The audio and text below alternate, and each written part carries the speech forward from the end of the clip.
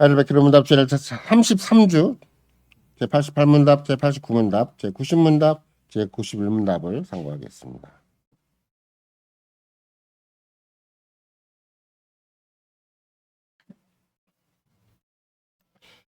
제88문답 사람의 참 회개 또는 회심이란 무엇입니까? 예 본성이 죽고 새 본성이 사는 것입니다. 제89문답 예 본성이 죽는 것은 무엇입니까? 하나님을 진노케 한 우리의 죄를 진심으로 슬퍼하고 더욱더 미워하고 피하는 것입니다.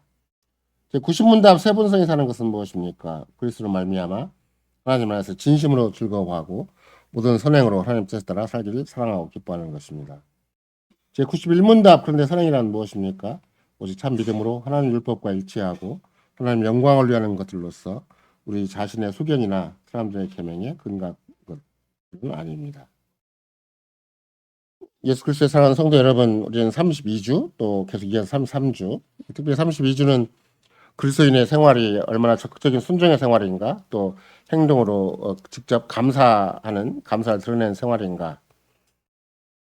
종합적으로 얘기를 한다면 어쨌든 감사가 선행이다 이렇게 바로 연결시킬 수가 있는 만큼, 감사가 선행이라는 말은 다른 말로 얘기한다면 우리의 삶의 현실을 늘 주께서 기뻐하신다, 또 주께서 간합해 주신다 이런 말이 되는 것이죠. 그러니까 계속 강조한 것처럼 주님이 친히 우리를 기뻐하시는 것이 내가 별도의 우리의 특별한 행동이 물론 100번 1000번 그것이 우리가 생각할 땐 자연스럽게 하나님 앞에 기쁨을 얻는 그 길이 된다고 쉽게 생각할 수도 있겠지만, 또 심지어 이전에도 저희는 어떻게 생각을 했냐면, 일반 복음주의 여건에서는 목사나 선교사가 되는 것이 훨씬 더 하나님 앞에 의미가 있다.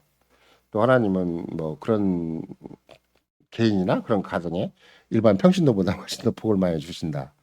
뭐 이렇게 생각하는 경우가 있어요. 실제적으로 오늘날도 그 목사 가정이나 무슨 나름대로 어떤 선교사 가정, 좀 더 주께 적극적으로 헌신한 가정은 더 복을 많이 받지 않을까, 막 이런 식의 막연한 생각이 있는 것인데, 근데 우리의 고백서적인 맥락이나 성경적인 맥락에 생각을 해보면 너무나 근거 없는 얘기인 걸 알 수가 있고, 또 그것이 비슷한데 아니에요. 왜냐하면 우리는 어떤 우리의 행위로도 구속을 이길 수가 없고, 또 우리가 받은 구속과 죄사함의 은혜에 비한다면 우리는 그저 감사하고 그저 은혜 후에 은혜일 뿐이고 영광의 영광일 뿐이지, 그걸 가지고 내가 생색을 낸다거나 내가 다른 사람과 구별된 삶의 가치와 뭔가 보람이 있어서 마치 일반 복음제 시키기 하는 것처럼 더 큰 상급을 받아야 되는 것처럼, 더 큰 업적을 인정받아야 되는 것처럼 이렇게 해버리면 뭐가 희석되는 것인가? 그리스도 구속이 희석되어 버리는 것이고, 그리스도로 말미암아 유일무이하게 우리의 중보적 사역이 있고 우리의 삶의 회복이라는 게 있는 것인데, 그것이 자꾸 내가 어느 만큼 더 열심히 해서, 그것도 그냥 그냥 그리스도 안에 구속받은 모든 자들이 다 똑같이 열심히 하면 좋고 똑같이 그게 같은 값으로 평가받으면 좋을 텐데, 옆선과 비교해 볼 때 내가 좀 더 나은 평가를 받는다 이런 의식이 있는 거거든요. 내가 봐도 내 주변 사람도 그렇고 나의 과거와 현재도 비교적 봐도 내 과거보다 현재가 낫다고 생각을 하고, 나도 내 옆 사람과 비교하면 내가 훨씬 낫다고 생각을 하죠. 예를 들면 여러분과 내가 하다못해 이번 복음주의 여건 속에서 만약에 내가 주변에 있는 교회들과 나와 어떤 차이가 있고 우리 교회와 어떤 차이가 있는가, 이걸 생각해보더라도 내가 훨씬 더 착하게 산 것인가, 내가 훨씬 더 질적으로 인격이 다르고 생각이 다르고 마음이 다르고 행실이 다른가. 생각보다는 안 그래요. 우리 삶이 똑같죠. 뭐 가장 간단하게 예를 들면 시장 가서 깎아주면 기분 좋고 안 깎아주면 괜히 손해본 것 같고, 그렇다고 막 그 사람이 파는 사람이 신자든지 사는 사람이 신자든지 누군가 그리스도인이 되어가지고 더 큰 혜택을 받는가, 이런 건 아무것도 없잖아요. 돈 몇 푼에 끝까지 속이 상하고 돈 몇 푼에 괜히 무시당한 것처럼 생각이 되고, 그러면 기분 나쁜 건 신자라고 불신자라고, 신자니까 덜 기분 나쁘고 불신자니까 더 기분 나쁜가, 이런 건 없어요. 그러니까 사람의 본성이 처신하는 것에 대해서는 전혀 질적인 차이가 없어요. 근데 그런 본성을 조금 가다듬었다고 해서 내가 하나님 앞에 더 가깝다거나 더 칭찬받는다거나 더 상급을 받을 일은 없어요, 절대. 그걸 야속하게 생각을 하는 것이 인본적인 것이고, 그게 마귀가 교묘하게 우리를 속이는 것이기 때문에, 목사 이런 거 하는 게 너무나 잘 알죠. 이제 목사라도 진짜 엉터리 목사가 너무 많고, 직분자라도 너무나 사이비 직분자가 많고, 얼마든지 역사 속에서도 심지어 개혁교적인 이름을 간 그런 교회 역사, 파란 같은 교회 역사 속에서도 예를 들면 핸드리크 목사 그 사람은 최고의 학벌을 가지고 있었거든요. 집안도 참 중산층 이상이에요. 참 굉장히 부유하다 그럴까 아니면 화란 사회에서 그야말로 뒤지지 않는 집안이었었어요. 근데 국가고시에 신학교 가서 열심히 예를 들면 그 레이덴 대학이라고 그래가지고 거기에도 신학과가 먼저 생겼는데 왕립대학이거든요. 우리나라 국립이라고 하지만 왕립대학인데 왕립대학 신학교 졸업을 해가지고 우수한 성적을 받아서 그 후로닝 교회 딱 자기가 다른 여러 목사들도 있지만 또 큰 교회나 또 전통 있는 교회는 또 성적 우수생으로 이렇게 먼저 가는 거잖아요. 그렇게 해서 거기에 가서 보니까 실은 그렇게 클라스 가이폰과 같은 진짜 막노동꾼이죠. 집에 와도 농사일을 해야 되고 밖에 나가면 그 배 뭐 이렇게 하적하는 그 비슷한 그런 역할을 감당해야 되는 사람인데 그 사람 입에서 내가 나의 구속에 있어서 내가 눈이라도 깜빡했다면 난 저주를 받는다. 자기는 생전 최고급 학력, 최고급의 신분을 가지고 있으면서도 불구하고 화란새에서 내놓으라는 모험적인 그런 인물인데도 불구하고 일개 천민에 가깝고 일개 화란 사회는 우리보다 훨씬 빈부격차가 커요. 그 당시 오늘날은 어쩔지 모르지만 그 당시에는 더 빈부격차가 컸었어요. 그러니까 더 빈부격차가 큰데 천민에 해당되는 사람이 최고급의 뭐 그런 교육도 받고 있고 인텔리적인 그런 집안 배경도 있고 귀족 집안이죠. 그런 사람이 갑자기 그 얘기를 들으니까 아, 이게 뭔가 해서 이제 주님이 마침 엄청나게 충격, 그러니까 뭐 본인이 어떤 깨달음이 있은 것도 있겠지만 주님이 그렇게 제2의 종교 개혁을 일으키기 위해서 충격파를 주셨겠죠. 돌아오는 길에 그 얘기를 신방하고 돌아오는 길에 부인도는 예수도 잘 안 믿는 사람이었거든요. 부인도 그냥 일반 사회에서 기독교적인 풍토 하에서 그냥 명목이 화려한 집안하고 다 결혼을 한 거예요. 진짜 예수를 안 믿는 사람이었어. 부인도 실은 그냥 기독교적인 집안일 뿐이지. 근데 부인하고 둘이 얘기하다가 참 떠나 지울 수 없는 그 생각 때문에 주님 앞에 이제 돌이키게 된 거잖아요. 이런 거라도 마찬가지예요. 내가 정말로 자유계획 안에서 살게 된 것은 뭐 때문에 그런 것인가? 이런 신앙 고백을 갖게 된 것은 은혜 후에 은혜일 뿐이지. 나는 지금까지 와도 또 어떤 문제가 생기면 또 인본주의인 걸 내세우고 인정보셔 빨리 접수가 되고 그것이 막 그 근거에서 막 삶이 왔다 갔다 하는 것이지. 나라고 순수하게 막 다른 교인들과 비교해보다는 훨씬 더 언약적인 그런 신실한 태도를 취하고 신앙 고백에 더 창념을 하고 하나님의 율법과 말씀에 전념을 하는 거 안 그렇거든요. 이런 거 나도 생활을 잘 돌아보면 24시간 하늘 돌아보면 나도 모르게 흘러간 시간이 참 많아요. 아무런 점검과 아무런 것 없이. 그리고 막 시편을 펴서 계속 강조하면 주야로 여호와의 법을 즐거워하고 묵상한다고 그래도 저건 종교인만 하는 것처럼 목사라도 되는 사람만 하는 것처럼 생각을 하지. 그게 가장 평범한 정말 구약의 참 신자들이 이렇게 살았다고 그렇게 그것이 내 거라고 생각하지는 않거든요. 나도 모르게 세상에 지쳐 살죠. 이상하게 막 아무것도 아닌 직장 생활이 난 그렇게 같이 부여하지 않는데 거기에 올인을 해도 내 삶의 기본이 자꾸 흔들리기 시작을 하고 막 옆 사람이 그렇게 막 인정해주고 막 승진도 탁탁 되고 아니면 월급도 탁탁 더 보장 이런 게 아니에요. 세상에 어떤 직장이라도 자꾸 흔들리기 마련이고 그게 뭐 대통령이 바뀌고 뭐 누가 바뀔수록 뭐 갑자기 우리가 건물 얻은 것도 대통령이 바뀌니까 갑자기 어린이집이 어려워진 거잖아요. 그래서 우리가 건물을 얻은 거 쉽게. 그런 것처럼 어떻게 생각을 한다면 뭐 주께서 만약 우리 삶을 흔들기로 한다면 코로나 곱하기 10개라도 가지고 흔들죠. 지진이 일어나든지 쓰나미가 일어나든지 아니면 그 이상의 경천동지환이 일어나서 속수무책이 되는 상황이 되게 만들어요.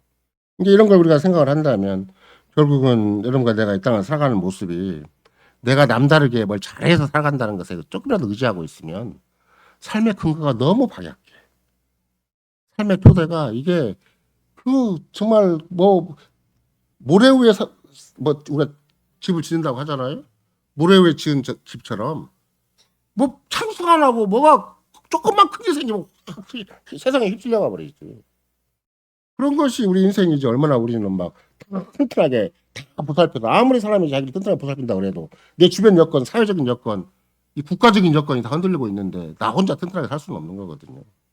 이런저런 걸 다 생각해 본다 할지라도 우리가 진짜 은혜의 터우에서 시종일관 그 은혜의 터우에서 계속 그러면 다른 말로 하면 구속의 터에 있다는 말이고 구속의 터가 있다는 말은 그 다음에 당연히 우리에게 따라오는 삶의 또는 사람의 삶의 특징이라는 것이 그게 감사라는 것이고 그 감사가 당연히 있으면 당연히 우리가 마음에 이제 선행이라는 것이 하나님 앞에서 늘 자연스럽게 이렇게 파악이 되는 건데 그래서 이제 참된 회심은 뭔가 그거를 심지어 어디까지 얘기를 하냐면 그리스도께서 우리에게 우리 안에서 일하신 것이다. 그리스도께서 당시 영으로 우리를 끊임없이 새롭게 하시는 것이다.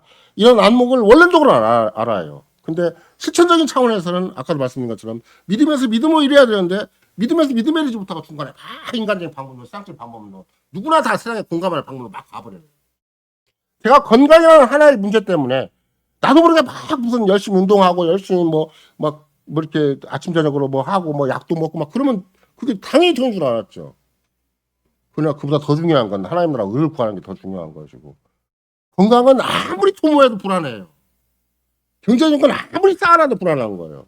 왜? 내가 쌓아놓은 것이라서 지금 나에게 은혜를 주셨다고 하기에는 뭔가 내 노력이 더 크게 보이잖아요.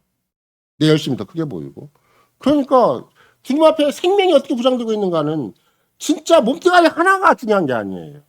내 영혼의 가치가 중요하고 내 인생의 가치가 중요한 거라서 내 영혼과 내 인생의 가치가 주님께 보장받을 때는 그 끊임없이 이상의 생존의 문제를 한다 할지라도 뭘 먹을까 뭘 마실까 뭘 입을까라는 걱정까지라도 오늘은 주의 나라와 의를 구하면 오늘에 내가 주님 앞에서 합당한 일을 구하면 그렇게 살면 내일은 염려하지 않고 보장받을 수가 있는 것이지. 그럼 경제적인 문제만 그러냐고 건강 문제 내 인생의 미래에 관한 문제 온갖 잡다한 인생사에 관한 모든 우여곡절의 문제라도 충분히 내가 오전도 말씀드린 것처럼 이 문제를 통해 주님이 나를 작품으로 만드신다. 이게 어떤 열악한 조건이라도 주님은 반드시 나로 하여금 충분히 하나님이 그리스도 안에서 회복된 하나님의 형상으로서의 그 존재 가치나 그 존재의 영광이 충분히 드러나도록 해주신다. 이걸 믿어야 되는 것이지. 그 믿음이 작동이 안 되면 전부 내 힘이 나와요. 내 힘으로 해야 돼. 내 열심으로 해야 되고 내가 갈무리해야 되고 내가 막 이렇게 단속을 해야 되고 믿음에 있어서는 담대함이 절대 안 생겨요. 더군다나 오전 시간에 말씀드린다면 그 가슴 깊은 기쁨이 생기겠어요? 진심 어린 기쁨이 생기겠냐고. 간신히 조금 미소 질려다가 말라다가 그냥 조금 누가 좀 인정해주고 누가 좀 칭찬해주면 조금 좀 기분 졸라다 말라다 이러고 끝나는 것이죠. 그 기분 좋음이 확고해서 언제라도 남한테 얘기하고 싶은 게 있고 남한테 자랑하고 싶은 게 있고 누군가 행이라도 나를 못 알아줄까 봐서 내가 그리스도인인 걸 못 알아줄까 봐서 더 마음이 내가 더 앞선 그런 사람이 그렇게 쉽게는 안 되는 거예요. 그건 확고한 내 인생의 정체성에 관련된 문제고 나의 모든 지성과 감성과 의지에 관한 문제고 내 영혼과 내 인생 전체에 관한 문제인 것이지 존재 자체가 어떤 존재인가에 따라서 그 속에서 나오는 게 있는 것이지 하물며 기뻐한다 즐거워한다는 말은 그게 무슨 TV에서 무슨 재밌는 드라마를 본다거나 아니면 무슨 우리가 원하는 대로 무슨 우리나라 축구팀 어디 가서 이겼다거나 아니면 이제 코미디 보고 미친 듯이 웃어야 되는 거잖아요. 내가 어떻게 진심으로 웃어요. 그것도 아무거나 다 마음속에 흐뭇함이 있고 마음에 만족감이 있고 정말로 바울사가 얘기한 것처럼 내가 그리스도를 생각하면 생각할수록 나의 존재가치 생각하면 생각할수록 내가 그리스도에 속해 있는 걸 생각하면 생각할수록 천하를 향해서도 막 크게 웃고 싶은 것이 있는 건데 그게 바울사도가 하는 말인데 왜 그런 것인가. 유대인들이 지금도 고집세게 율법을 자랑하는 것이 율법을 막 자기들끼리는 세상 어떤 민족과 비교해도 우리는 근본적으로 다르다고 생각하는 것이 율법 때문에 있는 건데 그럼 내가 복음을 가지고 있고 내가 언약 안에 있고 그리스도 안에 있다는 것 때문에 내가 구원받았고 구속받았다는 것 때문에 그런 기쁨이 날마다 나한테 새록새록한 것인가. 그 기쁨이 없으니까 옆 사람 보고 신경질 나는 거예요. 짜증이 나고. 그 복된 것이 없으니까 옆에서 증거할 것이 없어요. 누가 조금만 건드리면 속이 팍 상해버리고 마음이 흔들려버리고요. 경제적 문제가 조금만 충격이 와도 그냥 인생이 꺼지듯이 막 돼버리는 것이지. 그러니까 우리는 우리에게 주어진 사사건건마다 전부 그의 은혜 가운데서 그것이 절대적인 기준이 되고 그 안에 있는 하나님이 약속하신 그 영광의 길이 있고 그래서 그걸 믿고 소망함에 따라서 자연스럽게 내게 주어진 문제를 내가 홀로 가름하지 않고 내가 방법론을 취하거나 내가 내 능력껏 해서 간신히 그냥 들똥발똥한 걸 모색하고 살아가는 것이 아니라 주님 앞에 확고부동하게 모든 걸 맡기고 살아간다는 것이 얼마나 중요한 것인가. 이건 이제 우리가 계속 강조하는 것인데 그런 맥락에서 심지어 돌투신경에 우리가 잘 강조한 바가 있잖아요. 굉장히 강력한 과정이에요. 우리가 중생되고 이렇게 선행의 감사의 삶을 사고 그다음에 회개의 삶을 살고 이런 것들은 얼마나 강력한 것인가. 삼위 하나님께서 최선의 것들을 우리에게 주셨기 때문에 강력한 거예요. 그리스도를 완벽하게 주신 것이고 하나님의 선택이 절대 흐리지 않게 해주신 거고 하나님의 경영하심, 하나님의 우리를 아버지로서 우리를 보살피시는 것이 그렇잖아요. 머리카락 하나를 끝까지 관심 가지는데 이름과 내가 가진 걱정, 돈 걱정이 됐든 내 인생의 걱정이 됐든 가정의 걱정이 됐든 머리카락 10개 정도밖에 안 돼요. 지금 잘 모으시면 주님이 자꾸 다 붙잡고 있기만 하면 돼요. 주님이 떨어진 이유가 어딘가를 우리 가르쳐주기만 하면 되는 것이고 살아주거나 내가 그리스도의 것이라는 걸 확실히 주시면 되는 것이지 조금 문제가 다 해결돼서 마치 모든 악이 합니까 선을 이룬다 그러니까 우리가 세상을 생각한 대로 인간들이 다 평가하는 대로 선을 이룬다는 말이 아니에요. 바울 사도가 만약에 그런 식의 선이었다면 내가 풍부에 처할 줄도 알고 빈곤에 처할 줄도 안다 그런 말 안 했겠죠. 내게 능력 주는 자가 따로 있다는 말 안 했겠죠. 어떤 세상적인 여건, 인간적인 조건이 절대 내 인생을 흔들지 못한다. 그런 확신이 있으니까 환난이 와도 나는 기뻐한다는 말, 즐거워한다는 말 쓰는 것이지. 환난이 오는데 누가 그거 세상에 설 수 있는 얘기예요. 환난이 오는데 어떻게 그것도 그냥 즐거워 그냥 좀 미소 짓는다, 좀 잘 참고 견딘다, 조금 한번 견뎌보면 뭐가 답이 있겠지 이런 것이 아니에요. 환난이 오는데 굉장히 기뻐한다. 왜? 드디어 주님의 때가 됐구나. 주님이 나같이 연약한 여건, 나같이 형편없는 자리, 내가 스스로 내 인생을 망쳐먹는 자리인데도 불구하고, 내가 내 인생 속에 푹 빠진 그런 못난 인생인데도 불구하고, 주님께서는 이런 걸 통해서 나로 하여금 연단시킨다. 그래서 세상과는 절대 구별된 인생을 살게 하신다. 이런 마음에 큰 주님을 의지한, 주님의 섭리의 손길을 의지한, 또 더군다나 생각하는 각별한 그리스도에서 보살핌을 의지한 그런 마음의 고백이 있으니까 얼마든지 환란이 와도 그렇지 한두 개가 정도가 아니라 여러 개가 와도 나는 얼마나 즐거워할 수 있다. 또 즐거워한다 고백을 하는 거잖아요.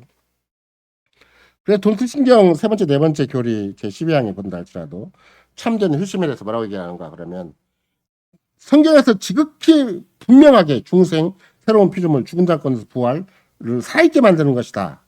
초자연적이고 아주 강력하며 동시에 가장 기뻐하고 경이롭고 신비스럽게 말로 표현할 수 없는 것이어서 제가 잘 쓰는 말이죠. 창조나 죽은 자의 부활에 비해 능력에 있어서 절대 1등하죠. 우리가 우리 마음속에 일어나는 회개 하나가 우리 마음속에 일어나는 옛사람이 죽고 사람이 여기서 새 생명을 발휘하는 거 하나가 그냥 생각이나 감정이 변화되는 거 하나가 창조와 부활의 능력에 못지않다. 그것도 다른 말로 얘기한다면 창조나 부활의 능력이 아니면 내 작품이에요. 조금 옆 사람보다 좀 잘 참는 거예요. 옆 사람보다. 조금 비교 우위적으로 좀 내가 인격이 좀 괜찮고 내가 좀 너나보다는 신앙이 나으니까 일반 주변 교인들보다는 신앙이 나으니까 나는 좀 계획돼서 배운 자답게 조금 더 오래 버틸 수가 있는가 이런 문제가 아니에요.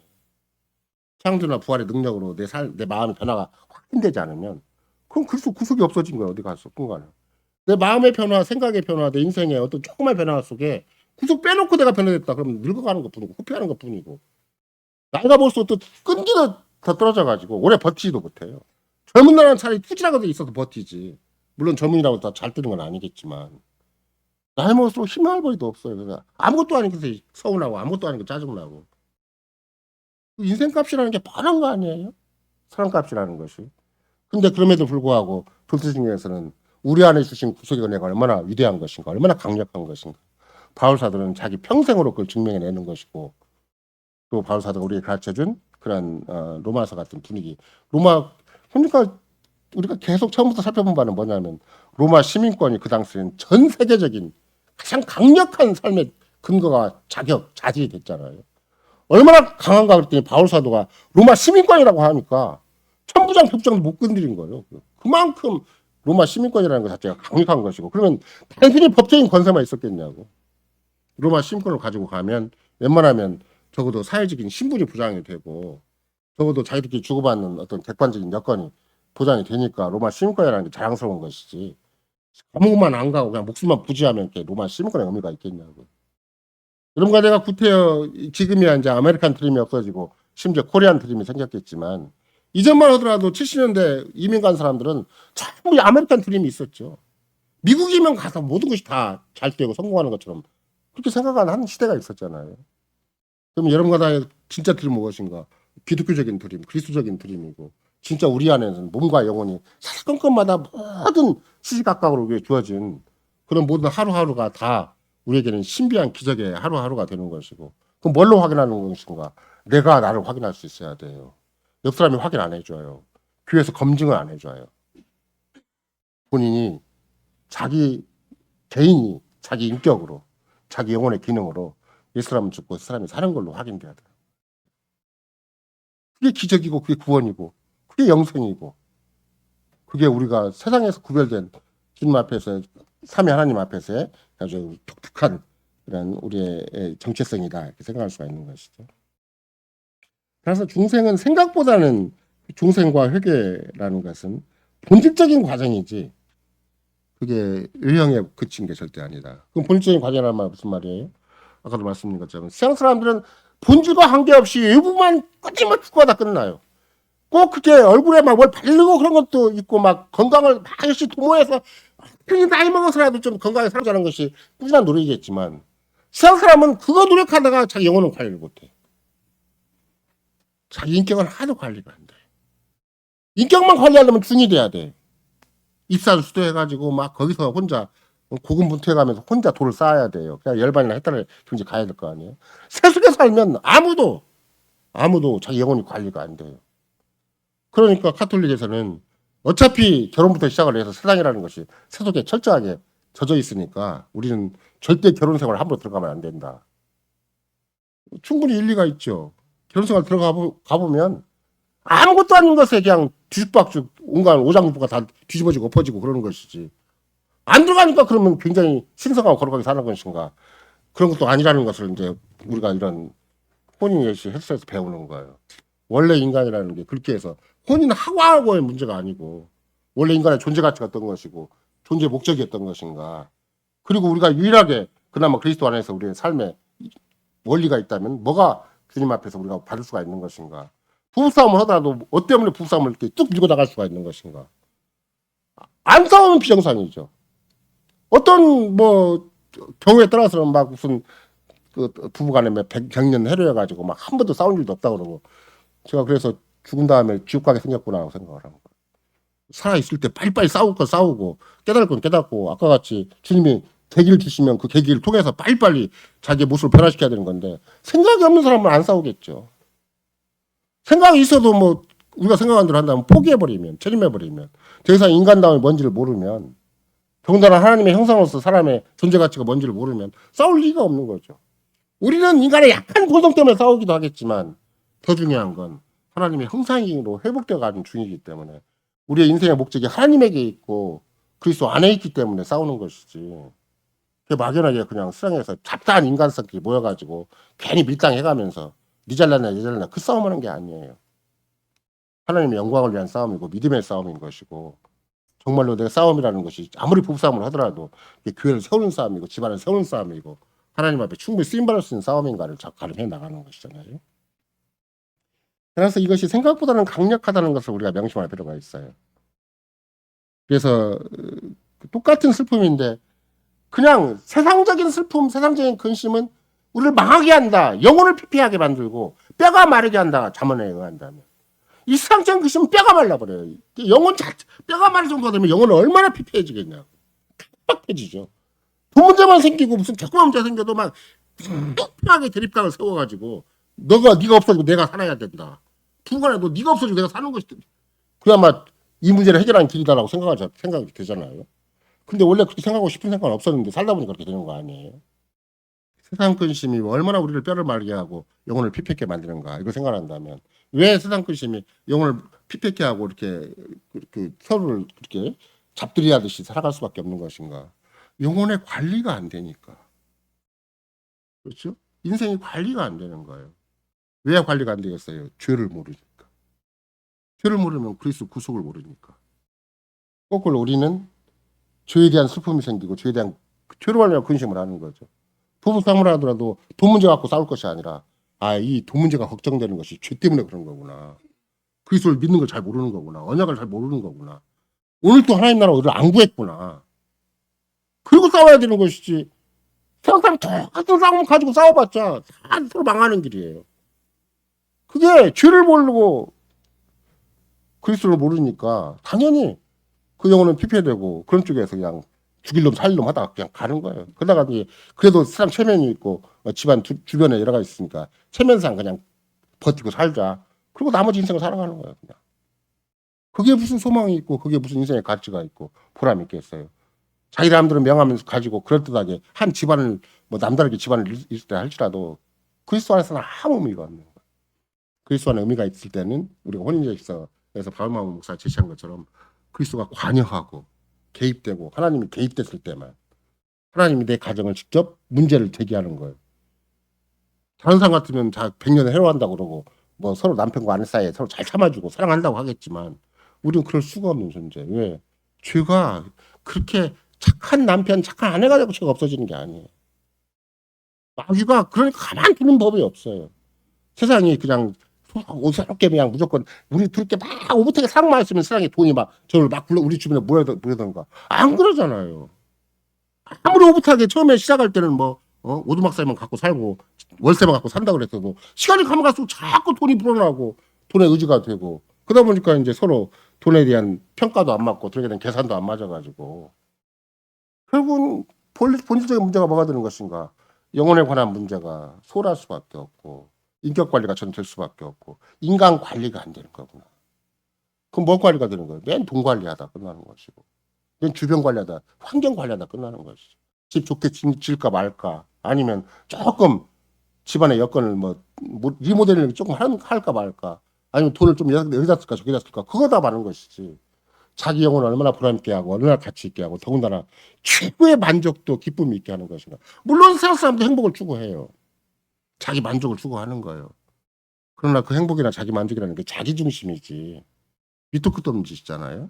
그런 맥락에 표현한다면 그리스도께서 바울 사도를 통해서 우리에게 약속하신 바는 무엇인가?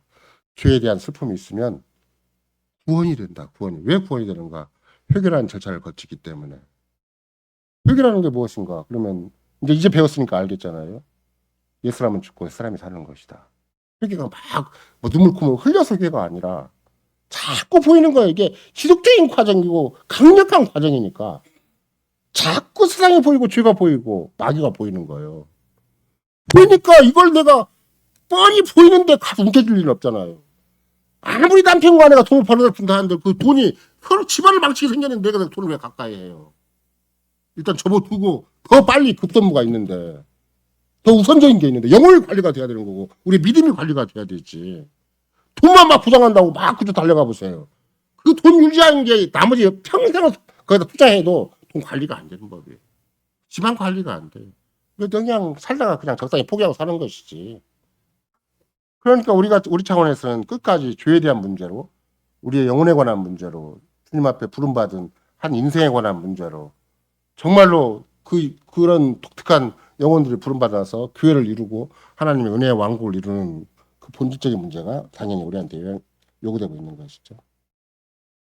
따라서 우리가 오늘 시편 51편도 살펴본바로 생각을 한다면 제가 지난번에 말씀드린 것처럼 눈에 보이는 죄는 어쩌다 삼심이 작용해가지고 우리아를 범하고 거기서 불륜의 자식을 낳은 거예요. 근데 다윗은 시편 51편에서 그거 막 거론하지 않아요. 오히려 시편 51편에 나오는 다윗의 고백은 생각외로 훨씬 더 본질적인 것이지 현상적인 게 절대 아니에요. 물론 이런 거 나는 100번 1000번 몇 계명을 바울이 제 10계명을 어겼고 그 다음부터 5계명 6계명 7계명 8계명 9계명 다 어겼고 나중에는 1, 3, 4계명까지 다 어기는 자리가 나갔다라고 종합적인 평가를 할 수가 있겠지만 결국은 바울의 근심 바울의 슬픔 오늘 시편 32편과 51편에서 얘기하는 거 뭔가 주께 거슬렸다 주를 대항했다 주를 대적했다 그런 거잖아요. 그런 맥락에서 고린도후서 7장에서 우리에게 바울 사도가 똑같은 심판을 다윗과 똑같은 심판을 바울 사도가 가르치는 것인데 그게 하나님 뜻대로 하는 근심이 있다. 다른 말로 얘기하면 뭐가 있어요? 하나님 우리에게 주시는 문제가 있어요. 주시는 문제는 세상적인 문제가 절대 아니에요. 겉으로 보기에는 세상과 똑같아요. 똑같이 먹고 사는 문제고 똑같이 뭐 건강의 문제고 똑같이 가정의 문제라고 볼 수가 있는데 질이 달라요. 하나님 성신이 우리에게 문제의식을 주는 것인데 그 문제의식이 뭔가 그랬더니 곧바로 회개로 간다. 예를 들면은 이런 거 내가 하다못해 똑같은 돈 문제가 생기잖아요. 돈 문제가 생겼으면 아까도 제가 말씀드린 것처럼 뭐 하나님 나라 의를 구하지 않았다라고 생각할 수도 있겠지만 원래 하나님의 율법을 제대로 배운 교회라면 신자라면 이거 내가 피조물을 의지하는 건 아니야? 제1계명 어기는 건 아니야? 바로 그리 가야 돼. 아무리 작은 일이라도 하나님 뜻을 거슬러 행하기보다는 모든 부처를 포기한다는 게 제1계명을 우리가 지키는 방식인데 왜 돈 문제가 내 정신, 내 마음을, 내 속을 긁어놓지? 내가 돈 문제가 생기니까 왜 옆 사람들 믿고 주변 사람이 다 이렇게 신뢰가 안 가고 세상이 살기 싫지? 스스로 그게 나도 모르게 본질적으로 나는 악한 본성이 우상 숭배적이구나. 이게 만몬신이라는 게 얼마나 무섭게 다가온 것인가. 오죽하면 그리스도가 당대 유대인들을 향해서 하는 얘기도 하나님과 재물은 겸하여 섬길 수 없다고 얘기를 했을까. 왜? 재물이 신적인 존재니까. 그러니까 우상 숭배가 되는 거예요. 그럼 거꾸로 우리는 재물을 완전히 포기하지 않는 하나님을 찾을 수가 없어요. 근데 재물을 포기할 수가 있나요, 스스로? 돈이 조금만 있어도 마음이 든든한 바꾸기도, 월급 조금만 받아도 안 받는 것보다 나은 것이 우리 인생인데, 그러니까 이런 거 나는 근본적으로 주님 앞에서 우리의 삶을 돌아보지 않는 한, 제가 늘 계획에서 고백하는 대로 우리는 본성상 우상 숭배적인 존재들이다. 본성상 살인자고, 본성상 거짓말하는 자고, 본성상 가늠자고, 본성상 탐심자다라고 생각하지 않는 한, 내가 어떻게 그리스도 구속의 은혜가 나에게 절대적인가, 100%인가를 생각할 수가 없어요. 왜? 나는 잘하고 있는데 뭐 내가 그리스도가 왜 죽어요? 말로는 그렇게 안 해요. 나 잘하고 있는데 그리스도가 왜 죽어? 근데 수많은 복음주의 교회들은 막 입술 비껴주면 막 사람이 저로 막 드는 것처럼 생각을 해요. 근데 교회들은 안 그래요. 철저하게 완전 부패와 전적인 무능을 고백하지 않으면 그리스도가 인정이 안 되니까. 그리스도를 영접하는 것이 아니니까. 완전 부패, 완전 타락을 전제해놓고 그 다음에 그리스도가 우리를 완전히 구속하셨다고 가르쳐주는 것이지. 조금이라도 조금 옆에서 목사가 참 얘기해줘갖고 조금이라도 나은 삶을 사는 정도다. 그럼 목사가 얘기할 필요가 없어요. 알아서 살아요, 자꾸. 세상살이가 뭐 뻔한 건데 인간사가 주변에서 저런 우리 교회 안에 있는 꼬맹이들도 어른이 뭐라 그러면 어른이 좋아하는 걸 눈치봐서 딱 알아요. 눈치학으로 알아요. 뭐 어른인들 그거 모르겠냐고. 직장에서 내가 어떻게 처신하고 내 주변 사람들이 어떻게 처신하면 주변 사람들 인정받는 거 모르겠냐고. 알아요. 그렇게 처신하는 것도 중요하지만 처신한 것은 다 나쁜 것은 아니겠지만 그러나 우리는 하나님 앞에 처신하는 게 중요한 거예요. 하나님 뭘 기뻐하시는가 계속 강조하는 바잖아요. 그 그리스도를 보내신 그리스도를 영접해야 돼요. 어떻게 그리스도를 영접하는가 그러면 그리스도만이 유일한 해결자라고 생각을 하고 유일한 죄의 구속 중보자라고 얘기를 해야 되는 것이지. 나는 그리스도 없어도 내가 내 마음 깨끗이 잘 정리하고 잘 살 수 있어. 내가 맘만 먹으면 옆 사람한테 혜택도 베풀어주고 그다음에 옆 사람한테 좀 더 포용력적인 삶이 될 수가 있어. 이러면 그리스도가 없어도 돼요. 자기가 열심히 노력하면 되는 거지. 그러니까 이런 거 내가 생활 속에 방법론을 찾는다 할지라도 내가 철저하게 내가 얼마나 부패성인가 그 부패의 본질은 무엇인가 문제를 죄로 보지 않는다는 거예요. 그게 세상 근심이에요. 문제의 본질은 죄예요. 왜? 내가 알아서 내 인생 살려고 하는 거니까. 건강도 행복도 안정도 내 인생의 성공도 좀 내가 알아서 하니까 그게 우상숭배적이고 자기가 신이 되는 것이고. 근데 그 모든 삶의 기본적인 베이스가 뭔가 월급 받는 거고 돈이 좀 보장되는 거고 그렇게 해서 내 인생을 갈무리 해나가는 거예요. 그러니까 우리는 우리도 모르는 사이에 세상 근심이 본성적이에요. 주님 앞에 부름받은 한 인생의 존재 가치는 뭐 그렇게까지 생각을 해. 그럼 배부른 사람이 철학하는 것이지. 제가 먹고 살만하니까 엉뚱한 생각하지. 안 그래요. 우리는 눈이 번이 떠 있어도 그게 허우대 멀쩡한 인간이 그냥 아무 생각 없이 살 수가 있는 것이고 그야말로 주님이 친히 말씀하시듯이 소경을 인도하는 삶이 되는 것이지. 부모가 막 하십하십 가르치는데 소경을 인도하는 거예요. 전 소경 쓰지 말라고 그랬는데 또 소경 썼네. 그러니까 이런 걸 내가 어떻게 생각을 한다면 그걸 성경을 놓고 하나님 말씀을 놓고 나의 나됨을 나의 현실을 분석을 해야 되는 것이지. 세상적인 경험, 세상적인 여러 가지 주고받는 거 그거 가지고 현실 분석하면 안 돼. 나는 만약에 그리스도 안에서 내 존재 가치 내가 하루하루의 삶이 제대로 파악이 안 되면 진짜 평생 안정되게 살고 평생 칭찬받고 살고 평생 세상 인정해주고 살아도 이거 아무 헛된 것이다. 딱 작정을 하고 내가 그리스도 안에서 주님의 교회 안에서 살아있는 지체로서 이렇게 사는 것이 마땅한 것인가. 이쪽에서 끊임없이 주님 앞에서 제대로 죄가 얼마나 나를 심각하게 정말 노예화시키고 죄가 얼마나 나한테 지독하게 오염이 되고 정말 죄가 얼마나 중독적으로 나의 삶을 정말 무의미하게 만들어가는 것인가. 이거 생각할 때는 다시 그냥 뭐 죄라는 걸 내가 세상에서 어떻게 배워요. 절대 세상은 나한테 죄를 안 가르쳐줘요. 너 잘한다. 그럼 괜찮다. 조금만 더 노력해라 이렇게 가르쳐주지. 네가 죄인이다. 넌 지옥 간다. 너는 아무 네가 선하게 살고 사실 모범이 되고 품행이 방장하게 살아도 너는 끝에는 지옥 형벌이다. 지옥 형벌은 죽어서만 가는 것이 아니라 이 생에서도 네가 여차하면 더 악하게 되면 자기는 그럴 리가 없다고 생각을 하겠지만 거기서 바로 심판이 집행되는 것이다. 그렇게 생각하지는 않아요. 성경만 가르쳐요. 이런 거 내가 또 성경을 가르친다 그래도 로마서만 읽었으면 되는 게 아니에요. 십계명이 뭔지를 알아야. 그렇잖아요. 우리는 계속 십계명을 범하지 않았다고 생각을 한 것이 5계명부터 10계명까지만 생각을 했잖아요. 근데 1계명을 자꾸 생각을 해보니까 사건권 1계명이 걸리는 거예요. 사람 의지하고 세상을 의지하고 과학을 의지하고 자꾸 눈에 보이는 것만 의지하는 것이 우리 인생사고. 그냥 내가 내 인생을 자꾸 꾸려가는 것 자체가 이미 그게 우상숭배적이고 그게 혼합 종교적인 방식이고 그게 하나님을 사랑하고 이웃을 사랑하는 방식이 아닌데 적으로 하나님의 뜻과 영광과 하나님 나라를 의도한 방식이 아닌데 나는 그냥 괜찮다고 인생을 살아온 거잖아요. 그러니까 세상 것이면 나도 모르게 이제 그 뼈를 마르지 않게 하기 위해서 그야말로 또 몸뚱아리를 조금 성성하게 만들기 위해서 막 돈으로도 처바르기도 하고 막 돈을 어떻게든지 그쪽으로 쓰기도 해요. 돈 갖고 내 인생이 구속되질 않아. 사람의 노력 갖고 내 인생이 구속될 수 있는 건 아니에요. 죄에 대해서는 내 인생의 본질인 죄에 대해서는 명백히 그리스도로만 구속이 되는 것이고 하나님의 영이 내 속에서 역사하셔서 그 구속의 은혜를 계속 적용시켜 줘야 되는 것이라서 그러면 돈 문제 하나가 생기든 건강 문제가 하나 생기든지 집안에 어떤 문제가 생겼을지라도 구속의 세계 내 안에 있는 문제다. 그럼 바로 답이 어디로 가버려요? 하늘길 놓는다 일문답으로 가요.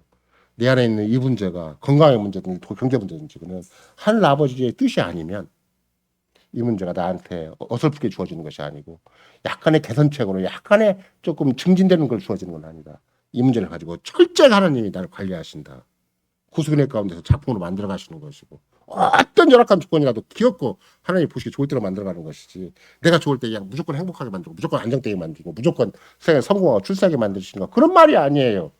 그래서 구속을 완벽하게 확신시켜주는 그런 일정한 인생의 과정을 걷는 것인데 그래서 글쎄 구속에 완벽하게 100% 구속의 은혜를 받은 자들은 다음에 주어진 일들이 하늘아버지의 특별한 관심과 보살핌 아래에서 내게 주어지는 어떤 사건이라도 이제 무의미하게 지나치거나 세상에 주어진 대로 살아가는 것이나 세상에서 밀린 형태로 구속진 형태로 살아간다 할지라도 하나님은 유효적절하게 그걸 사용하셔서 그것으로 뭘 하시는 것인가 나로 하여금 나를 이 땅에 두신 바 본래 하나님의 영광의 목적을 따라서 나를 반드시 세우신다. 그러니까 이제 성령께서 성신께서 마음을 다해 즐거이 곧바로 살도록 너는 세상과 구별된 생명이다. 영원한 생명을 확신시켜 주신다. 그러니까 나는 세상 사람과 똑같은 방식으로 살면 절대 안 된다. 똑같은 가치관, 똑같은 세계관, 똑같은 방식으로 살면 절대 안 되는 것이고 나는 오직 그리스도 안에서 하나님의 성신께서 인도하시는 방식으로만 그분을 의지해서 그분 앞에서 그저 먹을 거 마실 거 입을 거 걱정된다 할지라도 그분의 방식은 따로 있다. 그럼 그것이 확신이 안 되니까 주님의 은혜를 구하는 거예요. 주님, 내가 믿는다고 하는데 이것만은 확신이 안 됩니다. 왜 자식이 진학 문제가 나오고 자식이 무슨 직장 문제만 나오고 결혼 문제만 나오면 나도 모르게 마음처럼 휩쓸어 갑니까? 나에게 믿음을 주십시오. 믿음 안에서 얼마나 우리 존재 가치가 있는지 얼마나 우리의 위대한 영광스러운 삶의 방법이 있는지 천하가 줄 수 없는 천하가 최고 똑똑한 사람 최고 잘난 사람 가장 능력 있는 세상에서 인정해준 사람이라도 감당할 수 없는 그런 독특한 강력한 하나님의 성신의 능력으로 우리를 함께 해주신 줄 믿게 해주십시오. 믿음의 문제지 절대 세상의 조건의 문제가 아닙니다. 뭐 믿을 문제가 아니고 막 아무리 결혼하고 아무리 시집장가 잘 가고 아무리 뭐 좋은 직장 취직하고 세상에 내놓으라 이러면 살아도 그리스도 밖에 있으면 아무 소용이 없는 거예요. 그런 맥락 여러분과 나는 한사코 우리의 믿음의 차원에서 그리스도 안에 내가 있는지 성신을 의지하고 있는지 성경 속에 성경을 보면 볼수록 하나님의 언약에 보면 볼수록 이게 시편 110편 기자가 얘기하는 것처럼 또 시편 1편 기자가 얘기하는 것처럼 그것이 날 살리는 말이구나. 내가 그냥 나도 모르게 막 세상 잡다한 철학이 있고 막 초등학문이 있고 온갖 정보가 다 있는데 그것에서 마음이 왔다 갔다 하는 게 아니라 또 그 전문적인 뭐 정보가 없다 할지라도 저나 누구라도 다 생각하는 게 있어요. 시집장가 가면 잘 살고 행복하고 뭐 자기도 그렇게 못 살아놓고만 행복하다는 거예요. 그리고 무조건 돈 벌면 돈 벌면 좋고 세상에서 인정하면 좋다고 생각을 해요. 절대 그런 일은 없어요. 그리스도 안에서는 적어도 여러분과 내가 바울사도 인생을 알고 그분의 가르침을 아는 만큼 풍부에 처할 줄도 하고 빈부에 처할 줄도 안다. 왜 그러는 것인가? 내게 능력전 자세 능치 못하는 게 없기 때문에. 우리는 세상 조건에 의지해 사는 사람들이 아니고 반드시 하나님 주신 독특한 능력. 그 능력은 어떤 능력이겠어요?